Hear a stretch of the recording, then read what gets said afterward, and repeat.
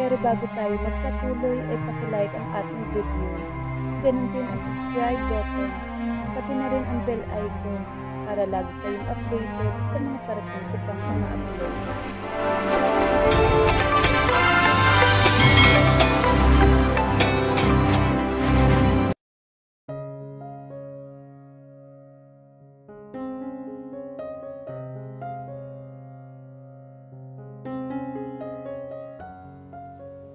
Para akong ipinako sa kinatatayuan ko. Dahil sa aking narinig, hindi ko alam kung ano ang magiging reaksyon ko. Tumayo si Axel. Ikinulong niya sa kanyang mga palad ang mukha ko. Iba ang mga titig niya sa akin ngayon. Punong-puno ito ng panunuyo. Nanatili akong tulala. Hindi ako halos makapaniwala sa inaasta ngayon ni Axel. Sinasabi ng isip ko na huwag siyang pagkatiwalaan at dapat ituloy ko na ang plano ko. Pero sinasabi naman ng puso ko na bigyan siya ng isa pang pagkakataon. Ngayon lang siya naging ganito, kaya kailangan kong lubusin ito. Kay tagal kong pinangarap ito. Kay tagal kong pinangarap na sana para akong babasaging kristal sa kanyang paningin. At ngayon ay nangyari na nga. I'm sorry, baby. I missed you. Mariing wika naman ito. Masuyo niyang hinalik-halikan ang aking buong mukha. Napatulo ang luha ko. Isa ito sa mga gustong gawin ni Axel sa akin at ngayon ay nangyari na. Parang bula na bigla na lang naglaho lahat ng hinanakit ko sa kanya at namayani na naman ang matinding pag-ibig ko para sa kanya. Pinunasan niya ang luha ko gamit ang kanyang hintuturo at hinalik-halikan niya ang aking mga mata. Sa kanya ako siniil ng halik sa mga labi ko. Sabik na sabik ako sa kanya, kaya agad din akong tumugon sa halik niya. Mas naging mapusok at mapag-angkin ang paghalik niya sa labi ko. Agad din uminit ang aking pakiramdam. Naramdaman ko naman ang pag-iinit ng kanyang katawan. Kinarga niya ako at pumasok sa kanyang kwarto. Naramdaman ko ang paglapat ng aking likod sa malambot na kama. You're my child, baby. Aniya rito. Ipinutok niya lahat ng similya niya sa loob ko. Saka siya hingal na nahiga sa tabi ko. Tama ba ang narinig ko kanina? Gusto niya na magbuntis ako. Gusto niya na maging ina ako ng kanyang mga anak. Para yata akong nanigas nang iniyakap niya ang kanyang braso sa aking baywang. Niyakap niya ako.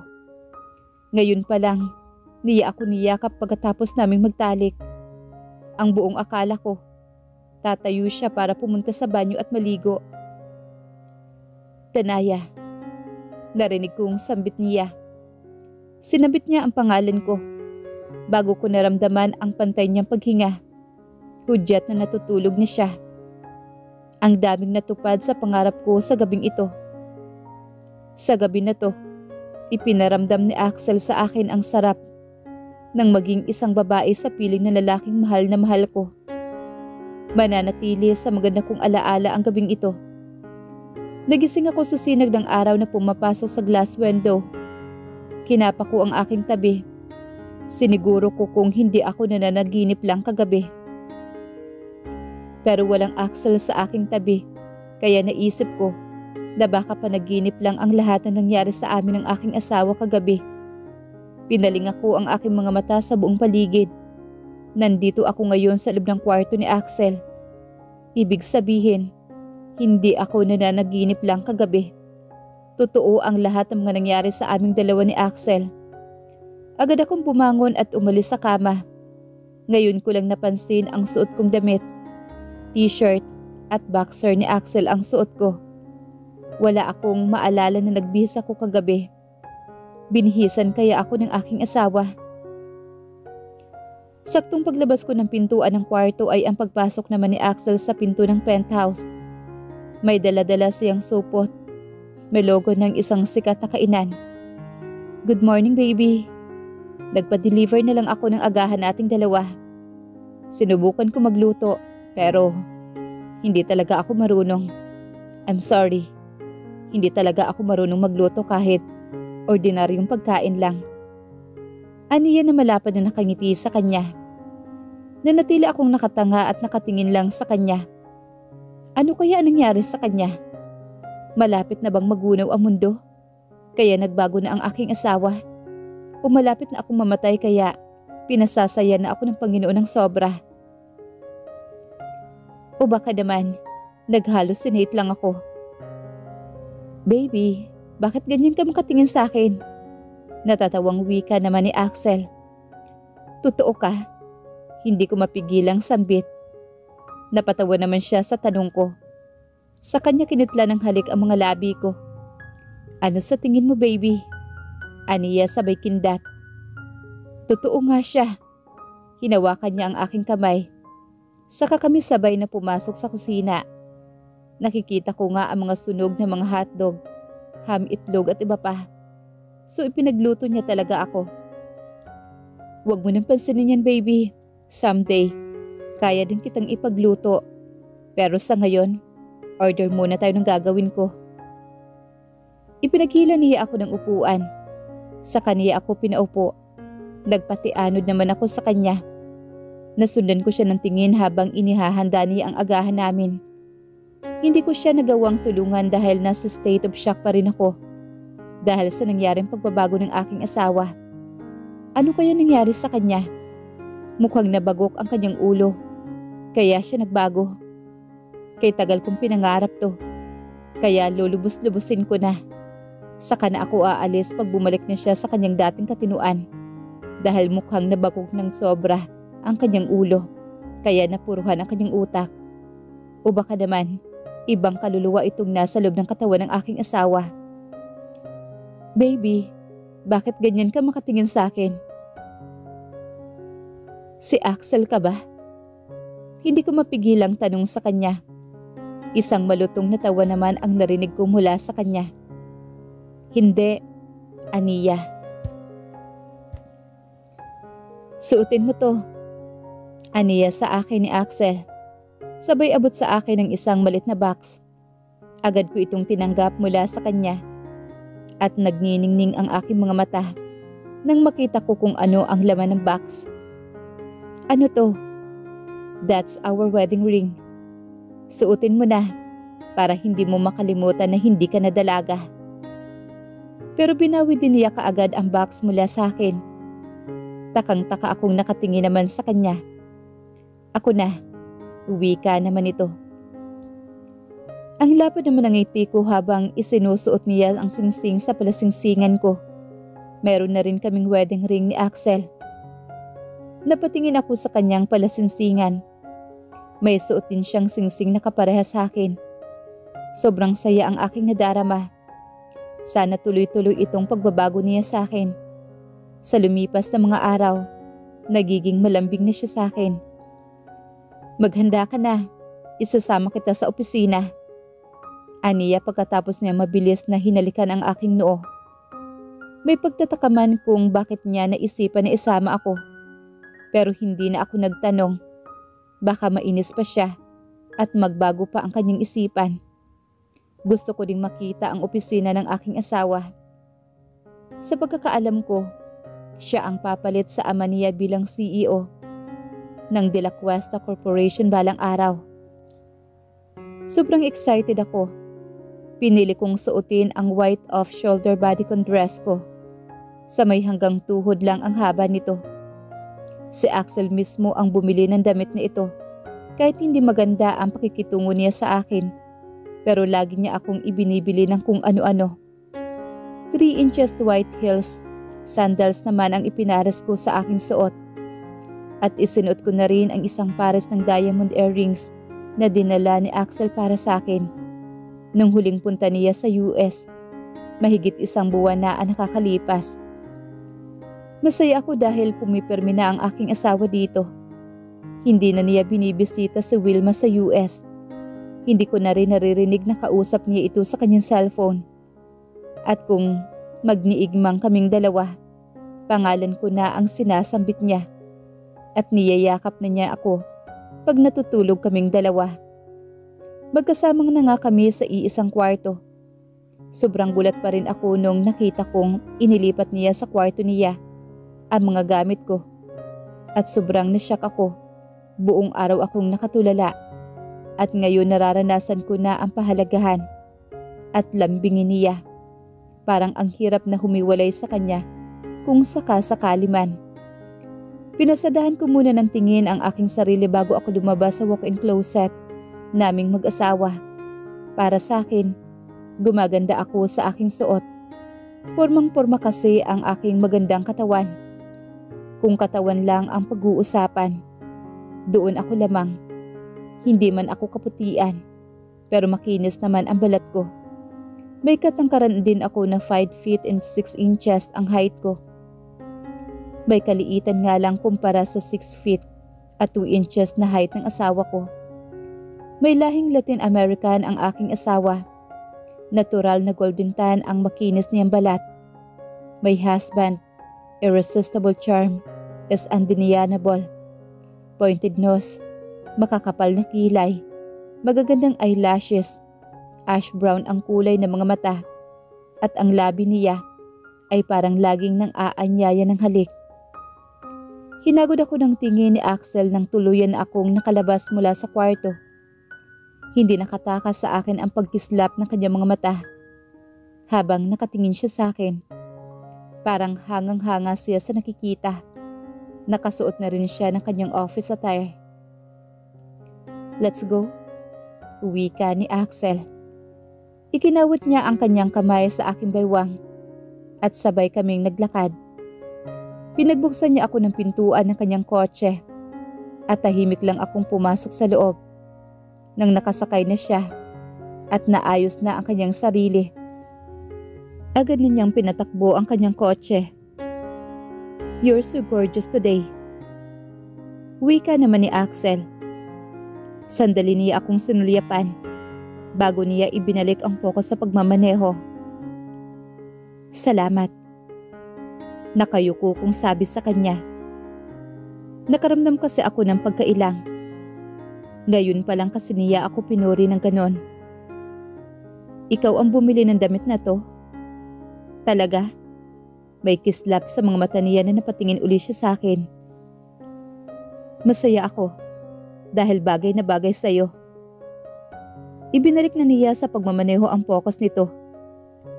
Katahimikan na ang namayani sa amin. Inaaliw ko na lang ang aking sarili sa pagtingin-tingin sa kung ano-ano ang nakikita ko sa labas. "I don't have a secretary today." Nag-file siya ng leave for 1 week. Nasa hospital kasi ang anak niya. Basag niya sa katahimikan namin. "Maraming trabaho ngayon sa opisina. I needed a secretary. Ikaw lang muna ang pansamantalang ipapalit ko kay Flora. May makakatulong ka naman." Muling sumulyap ito sa kanya, kaya sandaling nagtama ang mga paningin nilang dalawa. Tila ako nakukuryente sa sandaling paglapat ng paningin namin. Ang tanong ko kanina ay nasagot na. Ito pala ang dahilan kaya isinama niya ako ngayon. Masaya ako dahil parang unti-unti na niyang pinapapasok ang mundo niya sa akin. Sana ay tuloy-tuloy na ang lahat. At sana matutunan din niya akong mahalin. Kasalukuyan kaming nasa elevator. Sa pagkakaalam ko ay nasa 5th floor ang kumpanya ng opisina ng aking asawa. May mangilan-ngilan din kaming nakakasabay sa elevator. Tahimik lang ang mga trabahante. Kasama kasi ng mga ito ang boss ng kumpanya. Magkatabi kami ni Axel. Ilan sa mga lalaki na nakasabay namin ay panay ang sulyap sa akin. At sulyap ng paghanga ang nakikita ko sa kanila mga mata. "If you love your job, people, stop staring at my property." Maotoridad na sabi naman ni Axel. Dahilan para mapayuko ang mga kalalakihan. Napapitlag naman ako nang hinawakan ng asawa ko ang kamay ko. Ang sarap sa pakiramdam na hawak-hawak niya ang kamay ko. "Are you started to be possessive of me?" Lihim ako na pangiti sa sobrang kilig na nadarama ko. Pagpasok namin ni Axel sa kanyang opisina, nabigla ako nang mabilis niya akong kinabig. Sabay sandal sa akin sa elevator Baby, I don't want you to look to other men. Dapat ang focus mo at ang mga mata mo ay sa akin lang, okay? Napanganga naman ako sa kanyang sinabi. Tama ba ang narinig ko? Baby, nagkakaintindihan ba tayo? Seloso ako. Ang akin ay akin lamang. And you are mine. Lahat sa'yo ay akin. Kaya ako lang dapat ang pinagtutuunan mo ng pansin. Kahit litong-lito ako nitong inaasta niya, pero napatango pa rin ako. Hindi ko naman lubos akalain na ganito pala siya ka-possessive. So anong gagawin ko? Hindi ko napigilan mapatanong sa aking asawa. Halos 1 oras na kasi ako na nakaupo sa sofa dito sa loob ng kanyang opisina. Wala naman siyang ipinapagawa sa akin. Madalas ang pagsulyap-sulyap niya sa akin na para bang akong magandang palabas sa telebisyon na kinagigiliwan niya. Just sit down, play with your phones, o kahit na anong gawin mo sa phone mo. Basta dyan ka lang. Nakaupo kung saan kitang-kita kita. Ibinalik niya ang paningin sa binabasang papeles. Nakaupo siya sa kanyang swivel chair. Napakunot noon naman ako sa kanyang tinuran. Ang weird niya talaga. Sir, may bisita po kayo. Si Mr. Mike Garcia. Narinig kong boses na hindi ko alam kung saan. Napamura naman si Axel. Ano bang kailangan ng moro na to ha? Uwi ka naman ni Axel sa mahinang boses at nagtagis ang bagang niya. Papasukin mo siya. Kasalukuyan ako naglalaro ng wordscape sa aking cellphone pero natahimik ako nang sinundan ko ng tingin ang bawat galaw ng aking asawa. Bumukas ang pintuan ng opisina at mula doon, inuluwa ang matangkad na gwapong lalaki. Nakita ko na ibinaba naman ni Axel ang hawak-hawak na papeles kanina. Saka bumaling sa lalaking dumating. What are you doing here? Bullshit, moron. Ang sweet mo talagang kaibigan. Ganti naman na lalaking dumating sa asawa ko. Nakangisi ito na tila naiina sa aking asawa. Walang sabi-sabi na umupo ito sa upuan na nasa harapan naman ng mesa ni Axel. May business meeting ako malapit dito. Dumalang ako sandali. You liar. May masamang hangin na nagdala sa'yo dito. May iritasyon ang boses naman ni Axel. Napatawa naman ang lalaking dumating. Mukhang sanay na itong murahin ng aking asawa. Nakikichismis lang talaga ako. Nabilataan ko kasi mula sa source ko na may babae kang kasama ngayon. At pinagbabawalan mo raw lahat ng kalalakihang empleyado na tumingin kahit sandali sa property mo. Kuryoso ang boses naman ng lalaki. Napabaling naman ito sa kanya. Well, hindi naman kita masisisi. Anito na sa aking nakatingin. Pinasadahan niya ako ng tingin. Nakatingin din ako sa kanya. Nakapaskil naman ang matamis ng ngiti niya para sa akin. Guwapo siya, pero mas may dating sa akin ang karisma naman ni Axel. Huwag mo siyang titingnan, magkakasore eyes ka. Uwi ka naman ni Axel na ako ang kinakausap. Tumawa naman ng napakalakas ang lalaki. Saka siya tumayo at lumapit siya sa akin. Hi. We're not properly introduced. I'm Mike Garcia, your jerk husband, handsome and lovable best friend. Malumanay na pagkakasabi naman niya. You're not my best friend. Uwi ka naman ito and stay away from her. Binaliwala niya ang sinabi ng aking asawa. Inilahad niya ang kamay niya sa akin at dahil mukhang mabait naman siya at kaibigan siya ng asawa ko, kaya tinanggap ko ang pagkikipagkamay niya. Ngunit nagulat ako nang inilapit niya sa bibig niya ang kamay ko at hinagkan ang likod ng palad ko. Don't touch her! Sigaw naman ni Axel. Galit na galit ang boses nito. Napatayo ako sa sobrang gulat sa ginawa naman ni Axel sa kaibigan niya. Agad kasi niyang kinuwalyuhan si Mike at tila naniningkit ang kanyang mga mata habang nakatingin siya sa kanyang kaibigan. Sobrang panlalaki ng mga mata ko sa nangyari.